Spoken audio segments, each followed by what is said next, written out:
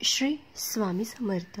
दरवर्षी माघ महिन्यात कृष्ण पक्षातील चतुर्दशीला महाशिवरात्री साजरी केली जाते. यावर्षी पंचांगानुसार महाशिवरात्री फाल्गुन कृष्ण चतुर्थी 26 फेब्रुवारी रोजी सकाळी 11:08 ते 27 फेब्रुवारी संध्याकाळी 8:54 आहे. पूजा मुहूर्त पाहिले तर महाशिवरात्र बुधवार 26 फेब्रुवारी रोजी आहे. महाशिवरात्रीला उपवास आणि पूजा त्याच दिवशी होईल. आपण वर्षभरामध्ये जितके काही सोमवार करतो किंवा महादेवाची जी ही काही व्रत वैकल्प्य वर्षभरामध्ये करतो त्या सगळ्या व्रताचं पुण्य आपल्याला फक्त एक महाशिवरात्री व्रत केल्यामुळे मिळतं. त्यामुळे प्रत्येकानेच महाशिवरात्रीचे व्रत आवर्जून केले पाहिजे. ज्या मुलामुलींचा विवाह होण्यामध्ये अडचण येत आहे त्यांनी देखील महाशिवरात्रीचे व्रत करावे. त्यामुळे लवकरच त्यांना मनासारखा जोडीदार मिळू शकतो. तसेच सौभाग्यवती महिलांनी हे व्रत केल्यास सौभाग्य अखंड राहते अशी देखील मान्यता आहे. 26 फेब्रुवारी रोजी महाशिवरात्रीचे व्रत करणाऱ्यांनी गुरुवार 27 फेब्रुवारी रोजी उपवास सोडावा. महाशिवरात्रीचा उपवास सोडण्याची वेळ सकाळी 6:48 ते 8:54 आहे. या काळात तुम्ही उपवास सोडून उपवास पूर्ण करू शकता. महाशिवरात्रीचे व्रत लहान मुलं, स्त्रिया, पुरुष, घरातील सगळ्यांनीच केले पाहिजे. महाशिवरात्रीचे उपवासाचे नियम.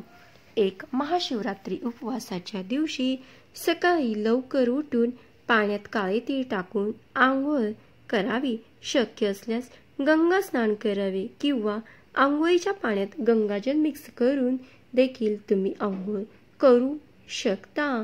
आणि तुम्हाला 2.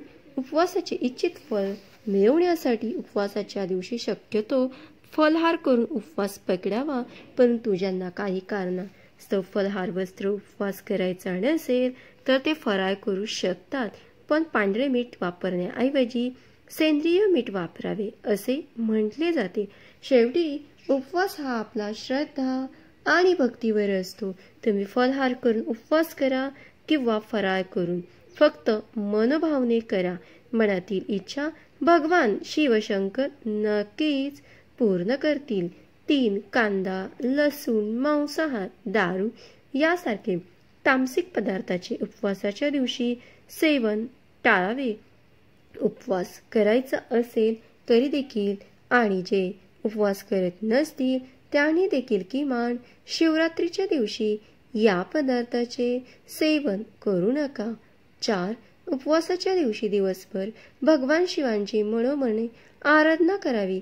या दिवशी महामृत्युंजय मंत्राचा देखील जप करावा.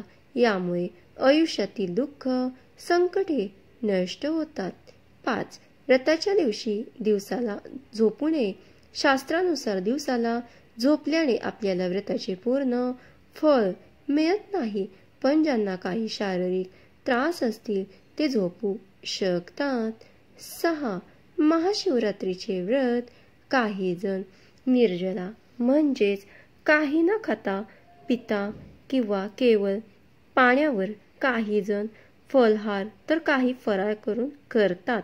आपल्या इच्छाशक्तीनुसार आणि शारीरिक क्षमतेनुसार व्रत कसे करायचे ते ठरवावे. दुसऱ्यांच्या हेवा करून व्रत करू नका. 7.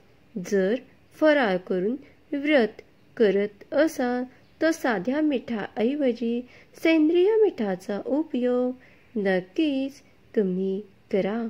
8. उपवासाच्या दिवशी ब्रह्मचर्याचे पालन करावे. शरीर आणि मनाची शुद्धता राखून ठेवावी म्हणून स्त्री पुरुष दोघांनी ब्रह्मचर्याचे पालन करावे. 9.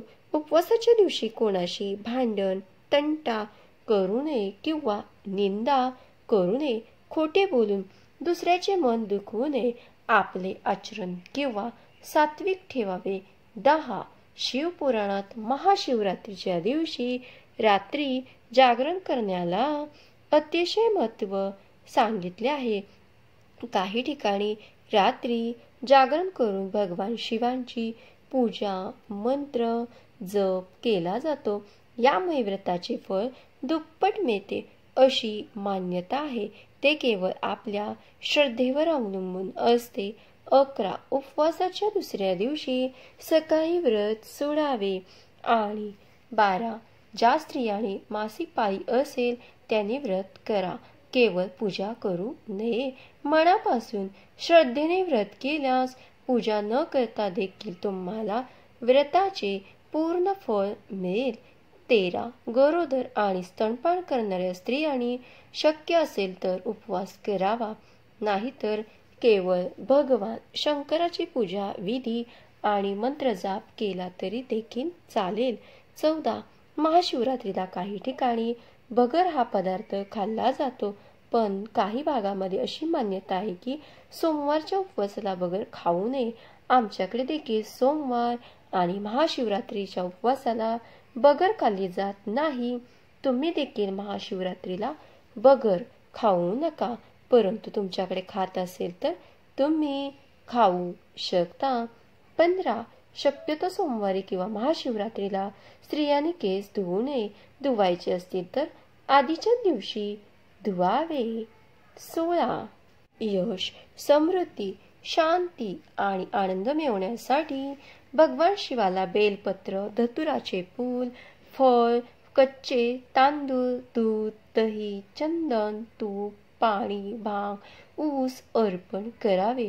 या व्यतिरिक्त दुधापासून बनलेल्या मिठाई, बर्फी, पेढा आणि खीर यासारखे पदार्थ भगवान शिवाला अर्पण केले जातात. तसेच पार्वतीला शृंगाराचे साहित्य अर्पण करा. महाशिवरात्र व्रताची पूजा 4 प्रहरात करणे अत्यंत शुभ मानले जाते. पूजेच्या प्रत्येक वेळी ओम नमः शिवाय, ओम नमः शिवाय या मंत्राचा जप करा. उपवासाच्या काळात रुद्राभिषेकही करा. 17. उपवासाच्या दिवशी सकाळी शक्य असल्यास ब्रह्ममुहूर्तात उठून भगवान शिवांची मनभावने पूजा मंत्र जाप केल्यास इच्छित फळ मिळते. त्यानंतर सूर्योदय झाल्यावर सूर्यदेवाला अर्ध्य जल देऊन अर्पण करावे आणि व्रताचा संकल्प द्यावा. 18. महाशिवरात्र उपवासासाठी शुद्ध तेला विशेष महत्त्व असते. या दिवशी स्नान करून स्वच्छ वस्त्रे परिधान करणे आवश्यक आहे. त्यानंतर नित्याची देवपूजा करा. 19. महाशिवरात्रीच्या दिवशी दिवसभर शिवांची पूजा केली जाते. ओम नमः शिवाय या मंत्राचा जप केला जातो. 20. सत्तती प्राप्तीच्या इच्छा असेल तर जोडीने श्रद्धापूर्वक भगवान शंकराची पूजा करून उपवास केल्यास निश्चितपणे फळ मिळते आणि संतती प्राप्तीच्या इच्छा पूर्ण होते. 21. भगवान शंकराची पूजा करण्यापूर्वी शिवलिंगाला पंचामृताने म्हणजे दूध, दही, तूप, मध आणि साखर इत्यादी किंवा गंगाजलाने स्नान करावे. त्यानंतर पूजा करून दिवा आणि धूप लावा. 22. शिवरात्रीची पूजा रात्री एकदा किंवा 4 प्रहर म्हणजे 4 वेळा देखील करता येते. आपल्या इच्छेनुसार करावे. आणि 23. भगवान शिवाला अर्पण केलेल्या कोणत्याही वस्तूचे सेवन करू नका, कारण असे मानले जाते दुर्दैव आणते. 24.